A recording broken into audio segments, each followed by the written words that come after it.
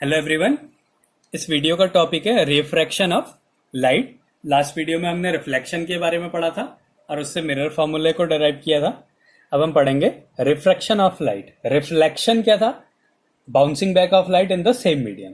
और रिफ्रैक्शन क्या होता है? जब लाइट एक मीडियम से दूसरे मीडियम में जाती है, माने ये एक इंटरफेस है। इंटरफेस का मतलब है जो दो मीडियम्स को सेपरेट करता है। इसके ऊपर रेयरर मीडियम है और नीचे डेंसर मीडियम है। तो अगर लाइट ये इस पे परपेंडिकुलर ड्रॉ करा जो कि नॉर्मल है, इस परपेंडिकुलर को बोलते हैं नॉर्मल। अब माना एक लाइट इस पे इंसिडेंट करी, अगर वो रेयरर मीडियम से डेंसर मीडियम में जाती है तो वो बैंड हो जाती है टूवर्ड नॉर्मल। तो ये नॉर्मल की तरफ बैंड हो गई और इसी फिनोमेना को बोलते हैं रिफ्रैक्शन ऑफ लाइट। ये क्या है? Bending of light in going from one medium to another medium. एक मीडियम से दूसरे मीडियम में जाने पे जो लाइट होती है वो बैंड हो जाती है। अगर ये डेंसर मीडियम से रेयरर में जाएगी तो बैंड हो जाएगी अवे फ्रॉम द नॉर्मल, और रेयरर मीडियम से डेंसर मीडियम में जाएगी तो बैंड होगी टूवर्ड द नॉर्मल। तो ये हो गया एंगल ऑफ इंसिडेंट और ये हो गया एंगल ऑफ रिफ्रैक्शन। और इस फिनोमिना को क्या बोले? Refraction of light. ये क्या है? Bending of light. Bending of light in going from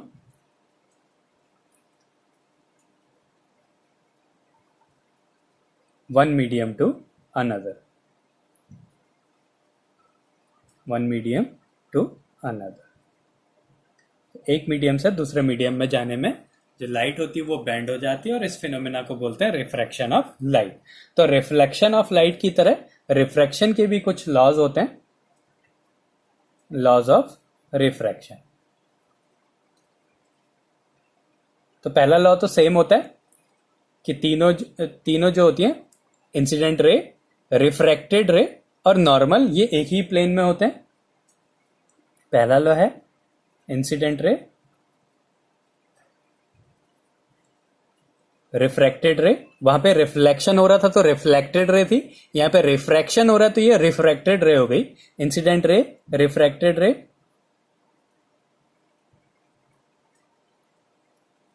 and normal lie on the same plane,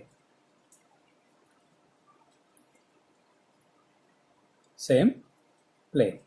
तो ये इसका पहला लॉ है। दूसरा लॉ क्या होता है? इनके साइन का रेशियो हमेशा कांस्टेंट होता है। The ratio of sine of angle of incidence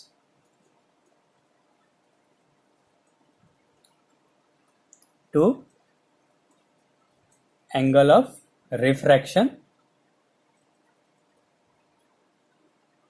as constant.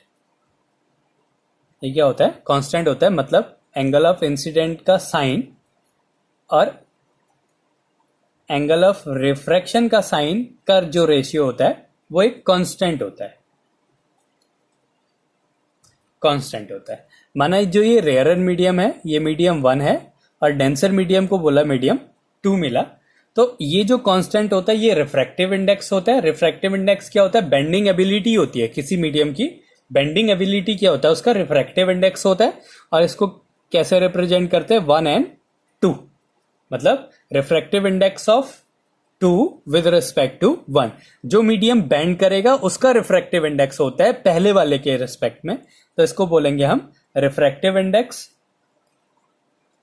Refractive index of medium 2 with respect to 1। तो जो बेंड करेगा उसकी एबिलिटी है, बेंडिंग एबिलिटी पहले वाले के रिस्पेक्ट में, उसको बोलेंगे रिफ्रैक्टिव इंडेक्स। और इसकी वैल्यू होती है n2/n1। अगर हम रिफ्रैक्टिव इंडेक्स के टर्म्स में लिखें तो 1 and 2 का मतलब होता है n2/n1। तो अब अगर हम 1 and 2 की वैल्यू निकालें, 1 and 2, इसका मतलब क्या है? n2/n1।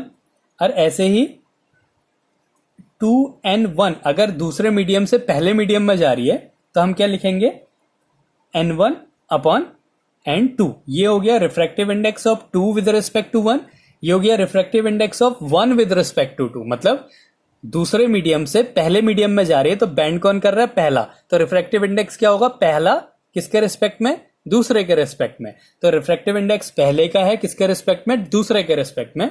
यह है refractive index of 2 with respect to 1। अगर हम इन दोनों की मल्टीप्लाई कर दें तो 1 and 2 इंटू 2 and 1 करें तो क्या आ जाएगा, n2 upon n1 into n1 upon n2। तो इससे कैंसिल हो गया, इससे कैंसिल हो गया, 1 आ गया। मतलब 1 and 2 इक्वल्स टू क्या होता है, 1 अपॉन 2 and 1। इस प्रॉपर्टी को बोलते हैं रेसिप्रोसिटी। रेसिप्रोसिटी मतलब जो रिफ्रैक्टिव इंडेक्स होते हैं वो एक दूसरे के उल्टे होते हैं। तो 1 and 2 या 1 अपॉन 2 and 1 होगा। ये हो गया इसका एक पॉइंट। अब इसी में एक दूसरा पॉइंट है, ये इतना ही लॉ है, दो लॉज ये हैं, ये अलग से बताया है कि रिफ्रैक्टिव इंडेक्स को कैसे लिखते हैं। अब सेकंड केस हम लोग इसमें 3 मीडियम लेंगे। ये 3 इंटरफेस हमने मान लिए।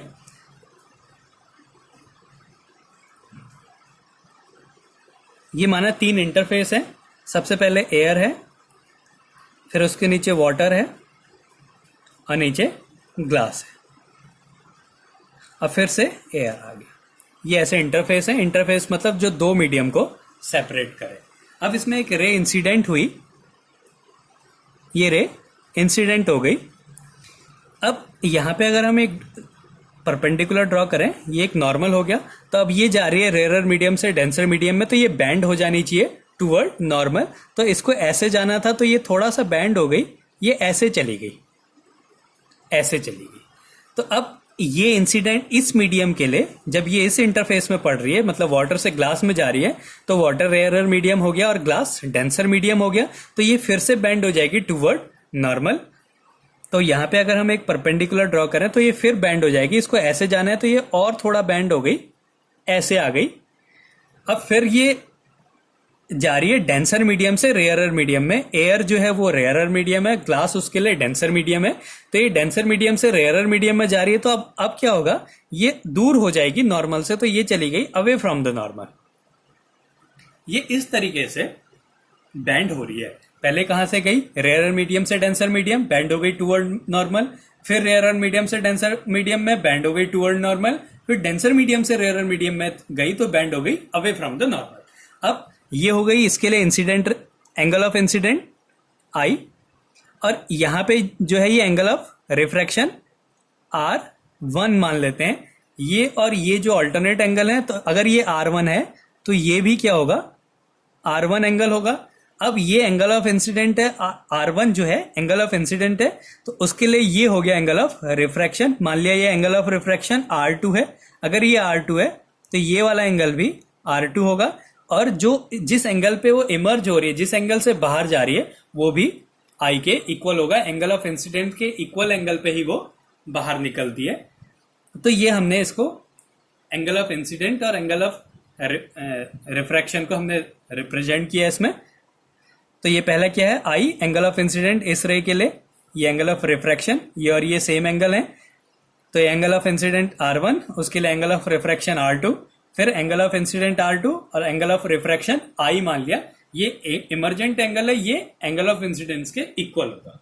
तो अगर हम यहाँ पे अब पहले इंटरफेस के लिए लिखें तो यहाँ क्या हो गया, एयर से वाटर पे गई तो refractive index of water with respect to air हो गया। बैंड किसने किया, वाटर ने।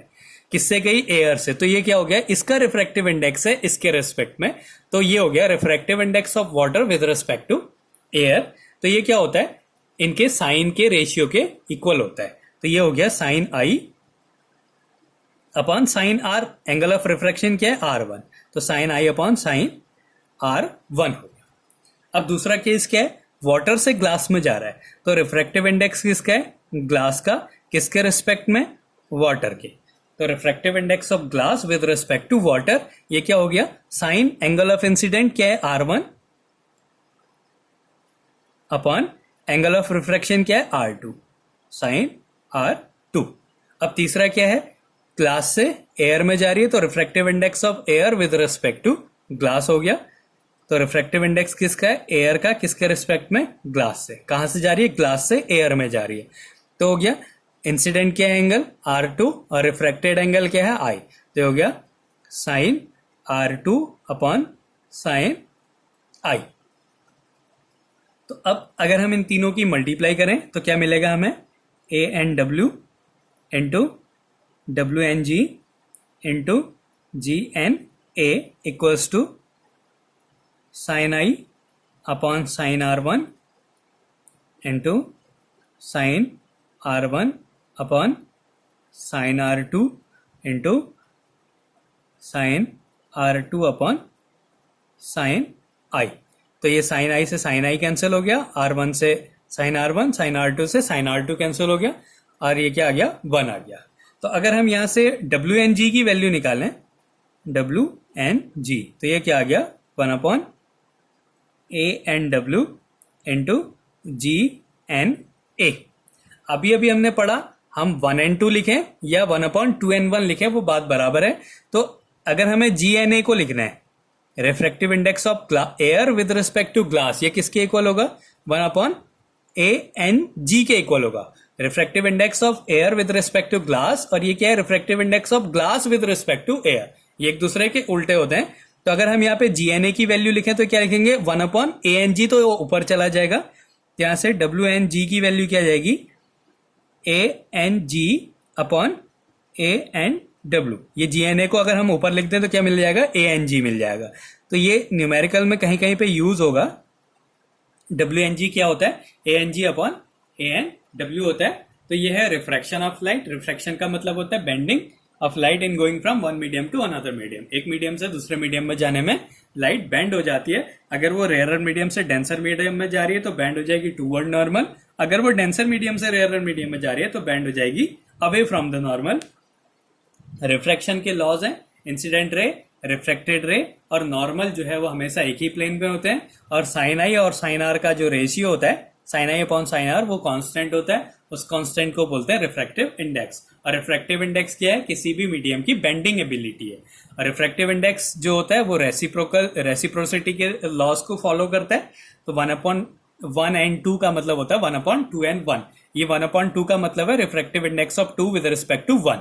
एक मीडियम से दूसरे मीडियम में जा रहा है तो जो बेंड करेगा उसको बाद में लिखना है। तो दूसरा बेंड कर रहा था यहाँ पे तो हमने लिखा 2, 1 and 2। कहां से जा रहा था, एक से दूसरे में जा रहा था तो 1 and 2 हो गया। तो ये उल्टा होता है 2 and 1 का। ऐसे ही हमने 3 मीडियम के लिए लिया तो क्या आया, WNG equals to ANG upon ANW।